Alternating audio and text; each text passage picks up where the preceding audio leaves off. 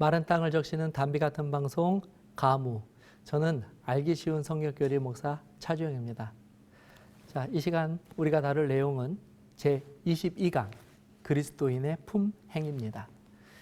그리스도인의 품행이란 다른 말로 하면 그리스도인의 삶 혹은 그리스도인다운 삶이라고 말할 수 있습니다.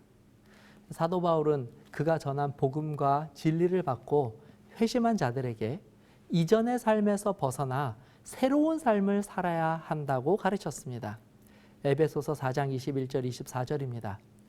진리가 예수 안에 있는 것 같이 너희가 참으로 그에게서 듣고 또한 그 안에서 가르침을 받았을진대 너희는 유혹의 욕심을 따라 썩어져가는 구습을 따르는 옛사람을 벗어버리고 오직 너희의 심령이 새롭게 되어 하나님을 따라 의와 진리의 거룩함으로 지으심을 받은 새 사람을 입으라. 이처럼 누구든지 그리스도인이 되면 믿음이 없었던 과거의 삶에서 돌이켜 하나님의 말씀에 따라 순종함으로 가정과 이웃과 사회에 빛과 소금의 역할을 감당하면서 더 나아가 이와 같이 변화된 품성을 통해서 우리를 사랑하시고 구원하여 주신 여호와 하나님께 영광을 돌리는 삶을 사는 것을 목적으로 하면서 살아가게 됩니다. 이 고린도전서 6장 19절 20절입니다. 너희의 몸은 너희가 하나님께로부터 받은 바 너희 가운데 계신 성령의 전인 줄을 알지 못하느냐. 너희는 너희 자신의 것이 아니라 값으로 산 것이 되었으니 그런즉 너희 몸으로 하나님께 영광을 돌리라. 이 시간 우리가 여러 말씀을 통하여 먼저 분명하게 확인할 수 있는 것은 성경은 그리스도인들은 분명 그리스도인이 되기 이전의 삶과 그리고 이후의 삶이 달라야 한다는 사실을 매우 확실한 어조로 강조하고 있다는 것입니다. 자, 그렇다면 어떻게 사는 것이 이 그리스도인다운 삶을 사는 것일까요? 요한복음 17장 15절 16절입니다. 내가 비옵는 것은 그들을 세상에서 데려가시기를 위함이 아니요 다만 악에 빠지지 않게 보전하시기를 위함이니이다. 내가 세상에 속하지 아니한 같이 그들도 세상에 속하지 아니하였사옵나이다. 예수님께서 성도들을 위하여 드리신 이 중보의 기도 가운데에는 성도들이 세상에 살고는 있지만 세상에 속하지 않게 되기를 원하시는 기도가 있습니다. 즉 그리스도인다운 삶이란 예수님의 기도 가운데 있는 것처럼 세상에는 살고 있지만 세상에 속하지 않는 삶을 사는 것입니다.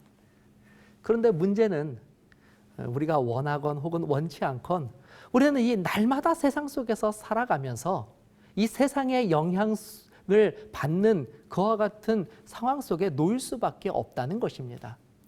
심지어 사람의 육신을 가지고 이 땅에 오신 예수님께서도 이 날마다 이 죄악된 세상에서 죄인들과 함께 생활하시면서 사셨다는 것입니다. 그렇다면 오늘 예수님의 기도 가운데 있는 세상에는 살지만 세상에 속하지 않는 삶은 과연 어떠한 삶이고 또 그와 같은 삶은 어떻게 이루어지게 될 것일까요? 사실 이 주제에 대해서는 저도 개인적으로 특별히 이 신학생 때 무척이나 많은 고민을 하였습니다. 그런데 마침 그때 존경하는 이 신학과의 한 교수님께서 제게 무척이나 인상 깊은 예화를 통하여 이 부분을 설명해 주셨습니다. 그 설명은 아주 간단합니다. 그 설명은 이 물 위에 떠 있는 배에 대한 예화였습니다. 이 성도들의 삶이란 마치 이 물 위에 떠 있는 배와 같아서 이 배가 늘 물과 같이 있지만 이 배가 물 속에 잠기면 안 되는 것처럼 이 그리스도인의 삶도 이와 같아서 비록 그리스도인들이 세상에서 살아가지만 이 배처럼 세상에 동화되지 않고 살아가야 하는 것이 바로 예수님의 가르침이라고 말씀해 주셨습니다. 그러므로 요한복음 17장에서 예수님께서 기도하신 내용 가운데 있는 이 세상에 속하지 않는 성도의 삶이란 세상을 등진 그리스도인들을 말하는 것이 아니라 세상 속에서는 살아가지만 세상의 영향으로부터 구별되어서 살아가는 말 그대로 거룩한 성도의 삶에 대한 강구라고 하는 사실을 우리는 찾을 수 있습니다. 지금까지 우리가 살펴본 것처럼 다시 한번 오늘의 주제를 정리하면 결국 이 그리스도인의 삶은 한마디로 말하면 달라야 한다고 정의할 수 있습니다. 그리고 이 다름은 우리가 하나님의 말씀과 하나님의 원칙 위에서 살도록 부르심을 받았기 때문에 자연스럽게 일어난 결과입니다. 다시 말해서 하나님의 말씀과 원칙에 기반하지 않고 자기의 판단과 그리고 스스로의 생각이나 의지로 인해서 다른 사람들과 다르게 된 것은 그것은 기독교에서 말하는 다름, 거룩이 아닙니다. 그것은 결코 성도의 삶이라고 말할 수 없습니다. 우리가 자주 이야기하는 이 성도들의 삶 가운데 빛과 소금과 같은 삶 역시도 우리가 이처럼 하나님의 말씀에 순종하고 하나님의 말씀을 의지하였을 때에 그것이 일어나는 선한 결과입니다. 마태복음 5장 13절 16절입니다.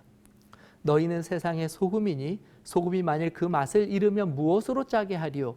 후에는 아무 쓸데없어 다만 밖에 버려져 사람에게 밟힐 뿐이니라. 너희는 세상의 빛이라. 산 위에 있는 동네가 숨겨지지 못할 것이요 사람이 등불을 켜서 말 아래 두지 아니하고 등경 위에 두나니 이러므로 집안 모든 사람에게 비치느니라. 이같이 너희 빛이 사람 앞에 비치게 하여 그들로 너희 착한 행실을 보고 하늘에 계신 너희 아버지께 영광을 돌리게 하라.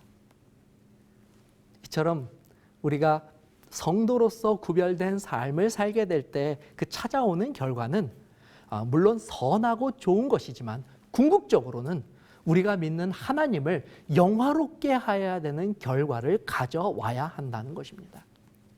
그러므로 우리가 그리스도인다운 삶을 시작하기 위해서는 무엇보다 우리가 성도의 삶을 다른 사람의 어떤 강요나 그리고 누군가의 억지에 의해서 사는 것이 아니라 우리가 성도의 삶을 살 때 일어날 이 선하고 아름다운 이와 같은 열매들을 기대하면서 하나님께서 우리에게 명령하신 그 모든 원칙들을 즐거이 순종하는 마음으로 받아 그것을 우리가 나의 삶에서 나타내려고 하는 그런 자세를 갖는 것이 이 성도의 삶에서 가장 중요한 자세인 것입니다. 사실 일부 성도들 가운데서는 이 그리스도인의 삶을 사는 것을 일종의 고욕으로 여기는 경우를 종종 발견할 수 있습니다.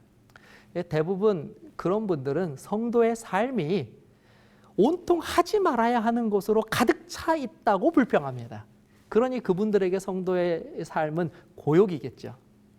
그러나 이것은 우리가 하나님의 말씀과 원칙을 문자적으로만 이해하였을 뿐만 아니라 그것이 가져다주는 궁극적인 결과 그리고 그것이 가져다주는 축복을 간과하였기 때문입니다. 먼저 우리가 확실히 알아야 하는 것은 하나님께서 성도들에게 주신 모든 규범들은 모두 성도들의 유익을 위하여 주신 것이라는 것입니다. 에베소서 5장 17절 18절입니다. 그러므로 어리석은 자가 되지 말고 오직 주의 뜻이 무엇인가 이해하라. 술 취하지 말라. 이는 방탕한 것이니 오직 성령으로 충만함을 받아라. 자, 이 구절을 읽고 어리석은 자들은 이렇게 생각합니다. 하나님께서 술을 먹지 못하게 하셨다. 그리고 하나님께서는 모든 것을 못하게 하신다고 불평하면서 하나님께서 수없이 많은 하지 말라는 말씀으로 성도들을 억압한다고 주장하기도 합니다.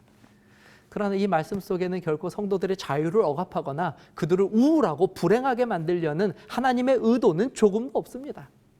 하나님께서 이 말씀을 주신 것은 음주로 인하여 하나님의 사랑하는 백성들의 몸과 정신 그리고 더 나아가 그들의 가정과 그들의 삶이 고통받을 것에서 그들을 구원하시기 위해서 그 불행한 결과들로 인하여 그들이 불행해지기를 원치 않으시는 그와 같은 사랑의 마음으로 하나님께서 이 원칙을 제시하여 주신 것입니다.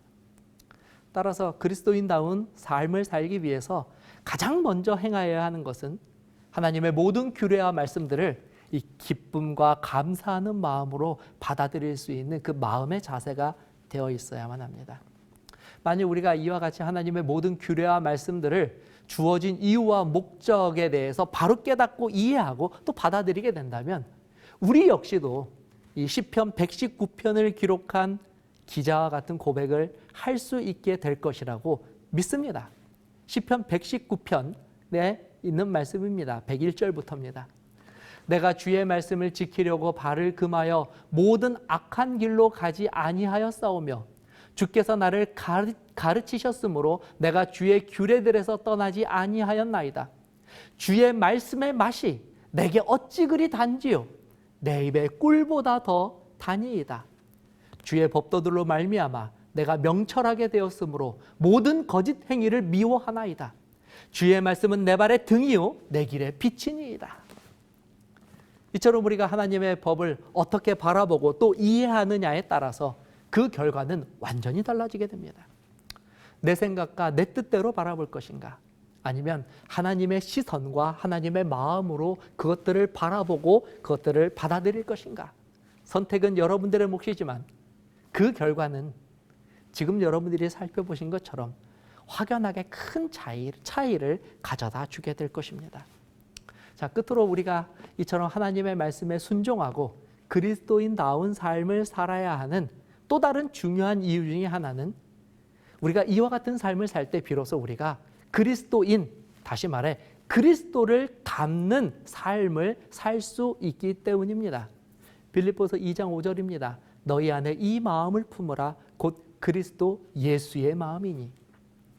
자, 이미 이 그리스도인이라는 이름 자체가 의미하는 것처럼 성도란 다른 말로 그리스도, 즉 그리스도처럼 되기를 소망하는 자들이라고 하는 정의를 가지고 있습니다.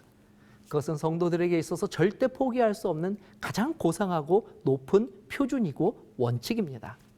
그러므로 오늘 우리가 더 나은 그리스도인이 되고자 노력하고 실천하는 것은 결국 바울이 제시한 고상하고 높은 표준, 즉 그리스도의 장성한 분량이 충만한 데까지 이르는 과정이기도 한 것입니다.